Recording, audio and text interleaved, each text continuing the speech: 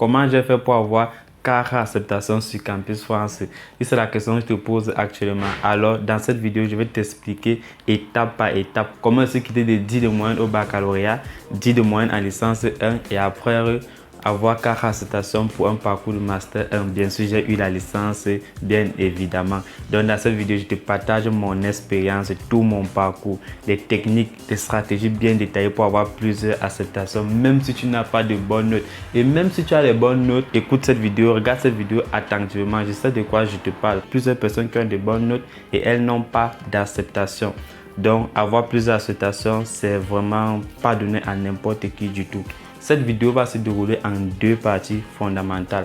Ça veut dire quoi? Première partie, je te parlais de mon parcours, bien sûr, sur Campus France. Maintenant, seconde partie, je vais te donner les conseils pour réussir ta candidature. Puisque je suis là pour t'aider à réussir ta candidature, bien évidemment, via Campus France. Du coup, si tu es fatigué, mets une pause, assois-toi, prends une très bonne tasse de café pour diminuer le maximum de stress possible, car c'est mon rôle dans cette chaîne. Dans cette chaîne, je vais t'aider tout au long de l'année à réaliser ton projet professionnel, ton projet d'études et venir ici en France avec l'ensemble de mes vidéos. Donc tu n'as qu'à t'abonner, liker et partager pour avoir tous ces astuces-là et m'encourager à produire du bon contenu pour vous aider, comme ce que tu es en train de voir, bien évidemment. Ok les gars, encore maintenant dans le vif du sujet. Comme j'ai dit, première phase à parler dans cette vidéo, c'est mon parcours, ma candidature via Campus France. Comment j'ai fait pour avoir ces 4 acceptations. C'est très simple, on va commencer étape par étape. Dans cette chaîne, c'est la logique. Lorsque je postulais à mon année, avant que la procédure Campus France ne s'ouvre, qui était le 1er octobre, j'avais commencé à faire des recherches auprès des universités. Parce que plusieurs personnes confondent, ils attendent l'ouverture pour commencer à faire des recherches. Non.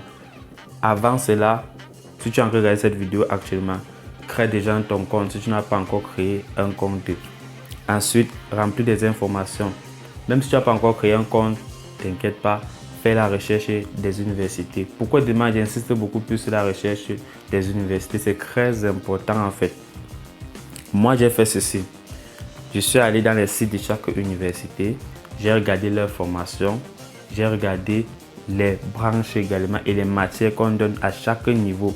J'ai essayé de comparer cela aux matières dont je faisais déjà au Cameroun, bien sûr. Et j'ai fait ça université par université, université par université. J'ai recensé près de plus de 20 universités. J'ai étudié, j'ai regardé les pourcentages d'acceptation. Imagine-toi, ça m'a pris des semaines de travail. Oui, c'était nécessaire. Parce que cette année-là, je voulais vraiment partir en France pour continuer mes études. J'ai fait ma procédure en une seule année et ça a donné. Donc toi aussi, tu peux faire également en une seule année et ça donne. Donc du coup, quand j'ai recensé ces établissements, j'ai écrit des lettres de motivation adaptées à chaque établissement. Adapté à chaque établissement, ce qui est très important. Dans les lettres que je faisais, j'ai parlé des atouts de l'université, comme j'avais assez d'informations et même le classement, je connaissais le classement de chaque université, classement Shanghai bien sûr, de chaque université. J'ai bien parlé de mon projet professionnel, j'ai bien parlé de mon projet d'études et j'ai parlé des atouts de l'université. Et j'ai ajouté certaines matières que ces universités-là faisaient et que moi j'avais à faire au pays. Et j'ai dit qu'il y avait assez de bases là-dessus. Et maintenant pour faire mon CV, je n'ai pas fait mon CV avec Word, j'ai fait mon CV avec des sites qui sont bien appropriés à cela. Directement quand j'ai fini mes lettres de motivation et mes CV, j'ai commencé à postuler via la plateforme Campus France au niveau des universités. Tout était à placer, les ingrédients étaient déjà là bien sûr.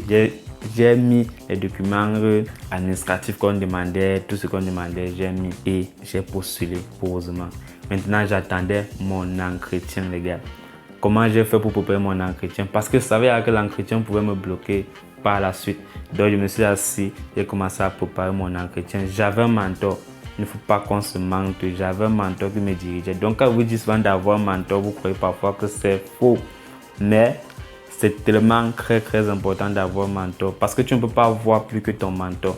Le mentor, il est passé par là forcément et du coup, il connaît mieux que toi sur ce domaine-là. Et c'est vrai, dans la vie, quand on veut quelque chose, on apprend et on fait tout pour avoir cette chose-là. Donc, je dis souvent dans mes vidéos, il vous faut un mentor. Ça peut forcément ne pas être que moi. Ça peut être d'autres personnes, oui, mais rassurez-vous que ces personnes sont spécialisées ou bien sont compétentes quand il s'agit des procédures Campus France, bien évidemment. Revenons donc à ce que j'étais en train de dire. J'ai préparé mon entretien, posément les questions, j'ai fait des entretiens avec mon mentor via WhatsApp.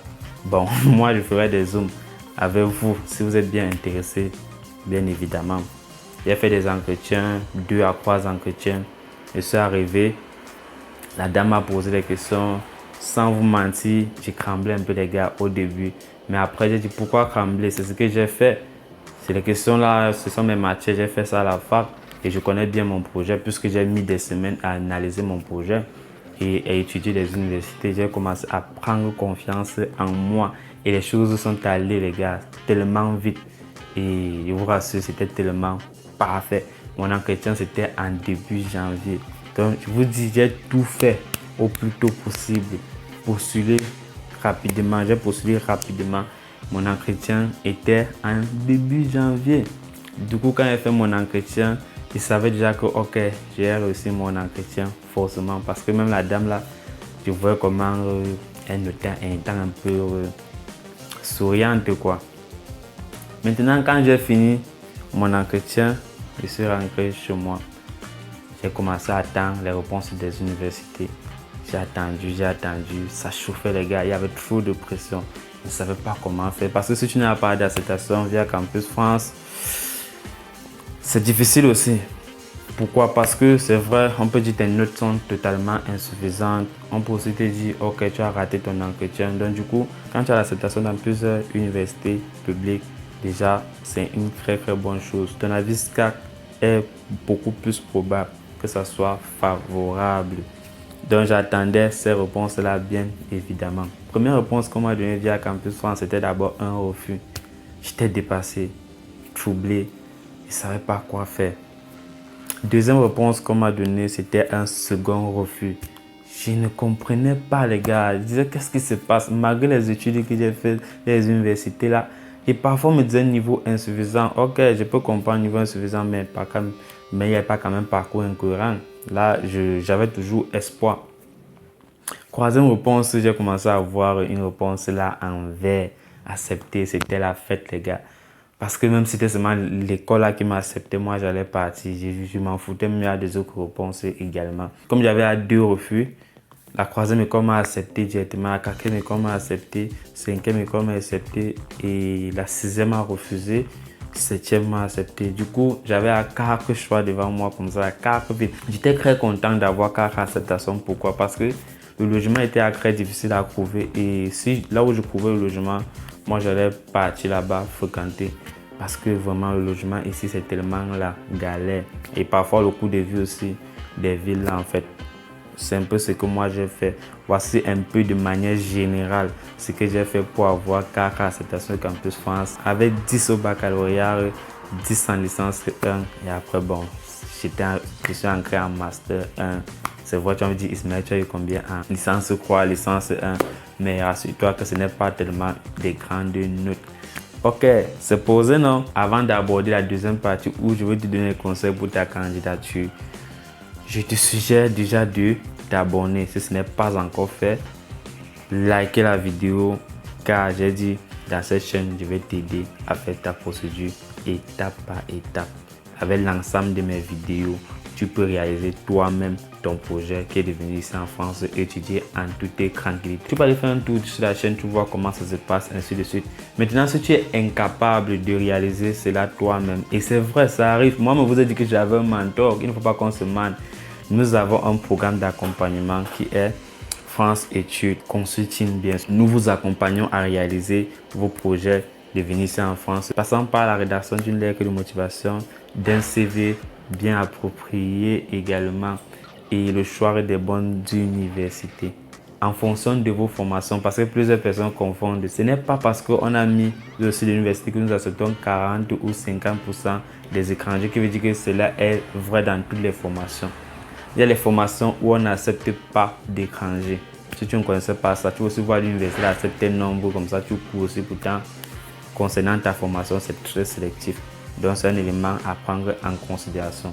nous vous aidons à faire cela. Pour ne pas rendre tellement la vidéo longue, je te conseille de nous écrire via l'adresse email en description ou le numéro WhatsApp en description pour avoir plus d'informations. Actuellement, nous sommes en promotion ou tu peux directement écrire à travers ce numéro WhatsApp là et je vais te répondre, te donner les détails concernant le programme d'accompagnement.